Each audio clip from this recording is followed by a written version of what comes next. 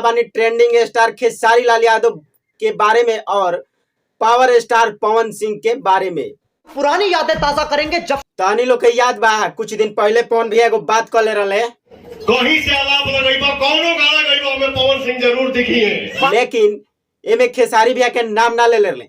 लेकिन इ बतिया खेसारी भैया के मिर्चा जैसा लगा रहे और खेसारी भैया एक करारा जवाब दे ले रहे। तो आलाप उनके घर से ही निकलता है। आलाप पहला जब धरती आया ना तो आलाप वहीं से निकला। और कहीं से हम सोचा था नहीं कि ये दोनों जना में से के कैसन आलाप लगावेला और ये दोनों जना में से बेहतर के आलाप लगावेला और दोनों जना में से केकरा आलाप पर रेंगता।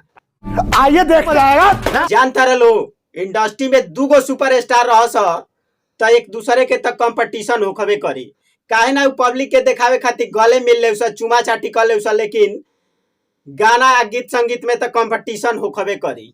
दूसरे इंडस्ट्री में तो कुल सुपरस्टार फिल्म से कंपटीशन करलस, लेकिन हमनी के इंडस्ट्री में फिल्म के लेकिन गाना दबा के चलता। लेकिन गाना चलला से ना, गाना में सुर रहे के चाहिए, आलाप रहे के चाहिए। तो चला लो दोनों स्टार शुरू हो जालो। तो खेसारी भैया तू पहले शुरू हो।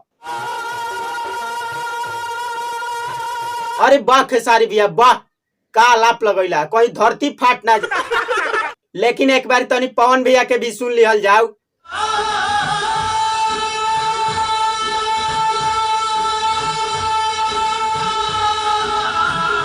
अरे बाप खेसारी भैया तू इनकरा संगे कंपटीशन करेलो ना ना भाई, लग तहनियो लोग एक बार सुन लो।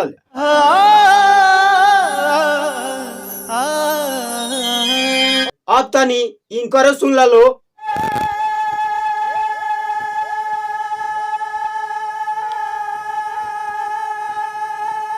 अरे बस बस ना तो धरती फाट जाई।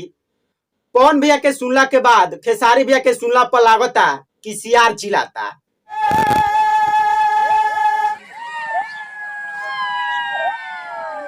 कुछ भी कह लो भाई लोग, पावर स्टार के तो आवाज में दम बढ़ले बा और फूल बाटे। यही तरी बांधा थोड़ी ना कॉन्फिडेंस से कहेला। कहीं से आलाप लगइबा कौनो गाना गइबा हमें पवन सिंह जरूर दिखी है। खेसारी भैया अब बताओ तो तू इनकरा से कंपटीशन करे जालो और हई सुना के तो तू हमारे करेजा में के 6-7 गो हड्डी तोड़ दे। सही में यार हम कहता नहीं कि भोजपुरी इंडस्ट्री में केहू पवन सिंह लेखा आलाप ना लगाई। अगर एक बार शुरू हो जास तो सब के सब फीका पड़ जाई। बात तो सही है। सही में यार अब तोहनी लोग के बताओ लो कि पवन सिंह आ खेसारी में के बढ़िया आलाप लगावेला।